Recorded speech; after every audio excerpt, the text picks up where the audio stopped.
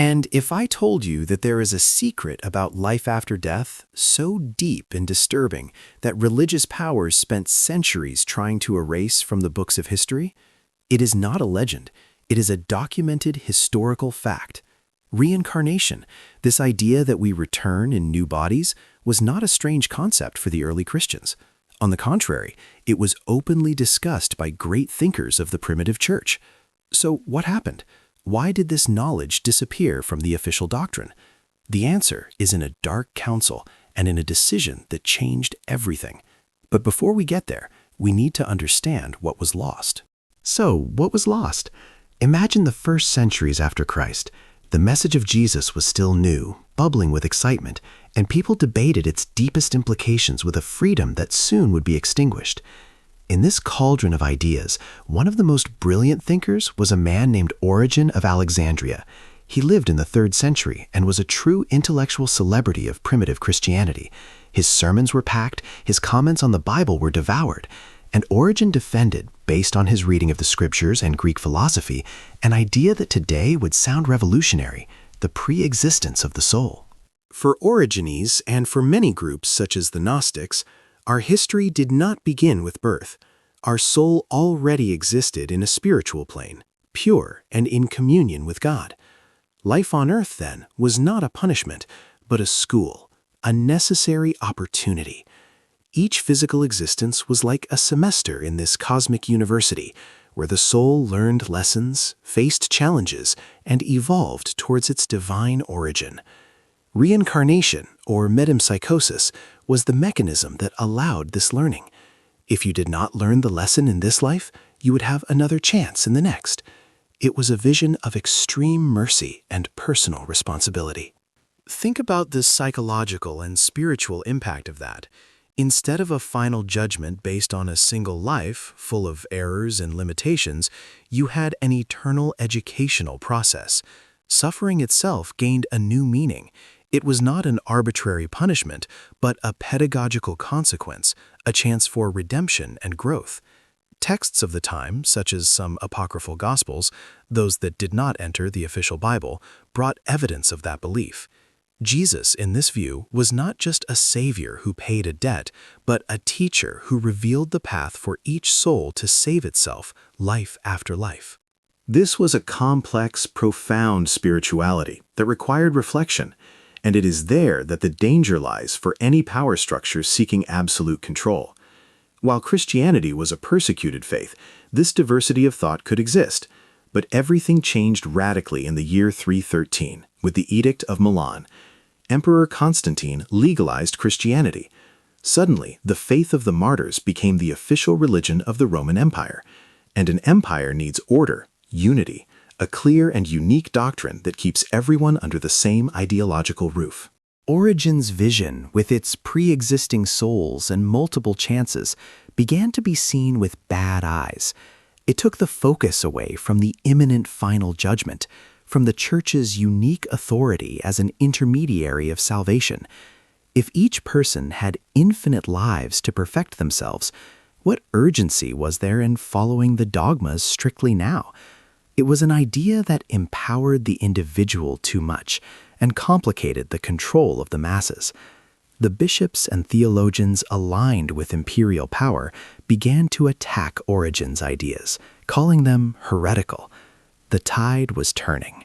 But the final death for that current of thought would not come from a just theological debate. It would come from a political coup disguised as a religious council decades later. The stage was set for one of the greatest revisions in the Western spiritual history, and the man who would pull the trigger would not be a priest, but an emperor obsessed with power and unification at any cost. What happened in Constantinople was not a debate, it was a doctrinal execution. The blow was meticulous, and its architect was Emperor Justinian. We are in the 6th century, in Constantinople, the heart of what remained of the Roman Empire. Justinian was a man with an obsession to restore the greatness and unity of the empire.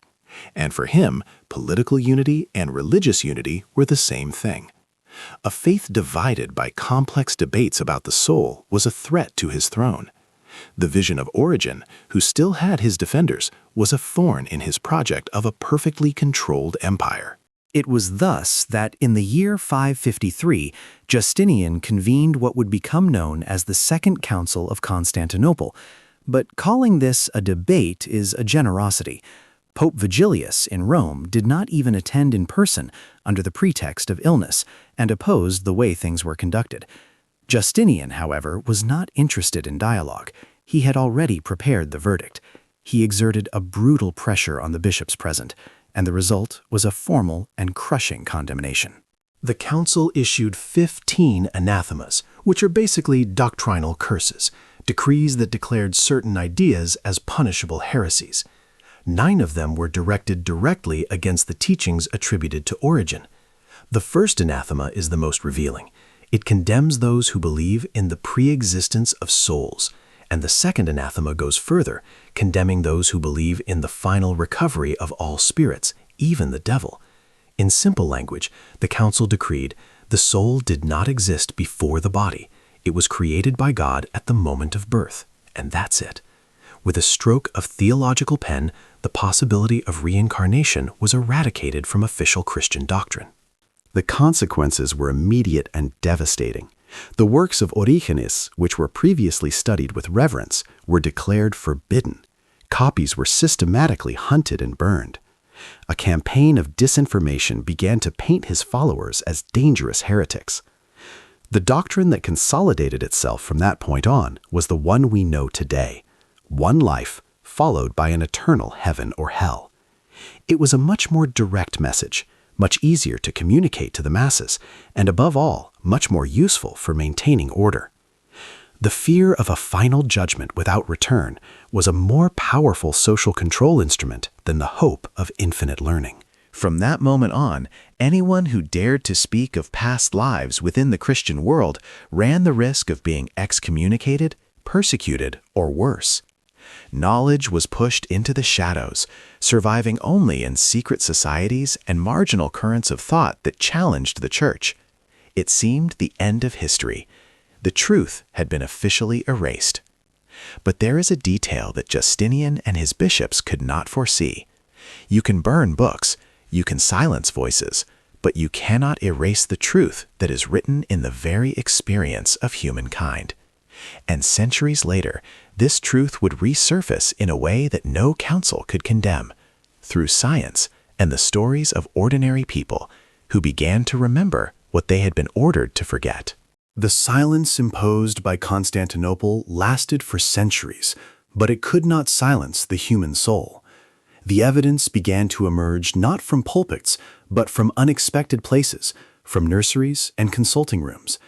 In the 20th century, a skeptical psychiatrist named Ian Stevenson from the University of Virginia decided to investigate a disturbing phenomenon: young children from diverse cultures who spontaneously spoke about past lives with vivid and specific details.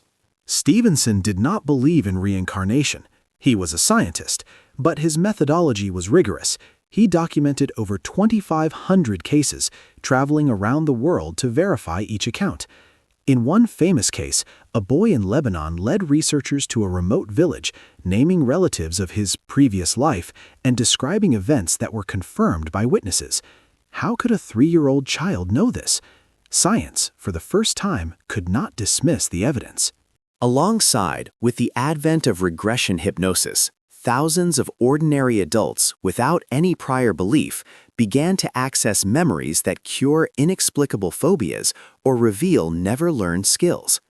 What Justinian tried to erase with decrees, the human experience stubbornly brought back. The conclusion is inescapable. The attempt to control this truth failed. Reincarnation resurfaced not as heresy, but as a phenomenon worthy of study, suggesting that our journey is much longer and more significant than any single dogma could imagine. The true mystery now is not whether it exists, but what we do with this awareness that we are eternal learners.